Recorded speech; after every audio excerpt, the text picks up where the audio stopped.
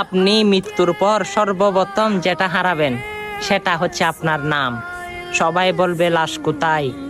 তখন পরিবার পরিস্বজন বলবে যত তাড়াতাড়ি পারো দাফন দিয়ে দাও, কারণ বেশিক্ষণ হলে গায়ে দিয়ে গন্ধ ছুটবে।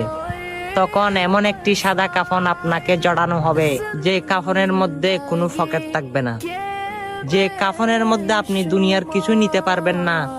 শুধু আপনাকে বরই পাতা এবং গরম পানি দিয়ে আপনাকে গোসল করানো হবে। অবশ্যই আপনার কোটি টাকা, লক্ষ টাকা সব কিছু পড়ে রয়ে যাবে, শুধু থাকবেন আপনি একা ঘরে। 3.5 হাত মাটির ঘরে আপনাকে শুয়ে দেওয়া হবে। আর আপনি সেই শোয়ানোর ঘরকে যদি দুনিয়া থাকাকালীন উজ্জ্বল করতে পারবেন, তাহলে সে ঘর নূরে নূরতে হবে, নূরে আলোকিত হবে, নূরে নূর হয়ে যাবে। কিন্তু যদি দুনিয়া থাকাকালীন করতে না পারেন, অবশ্যই সেখানে সাপের দর্শন আর শাস্তি আর শাস্তি, হয়তো আপনিও ভাবতেছেন না। চলুন না ভাই, 5 ওয়াক্ত নামাজ পড়ি এবং আল্লাহর রাসূলের বাণীগুলো মানুষের কাছে কায়েম করি।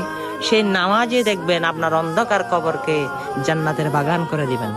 অবশ্যই ভিডিওটা ভালো লাগলে দয়া করে সকল মানুষকে দেখার সুযোগ করে দিবেন। আমিন।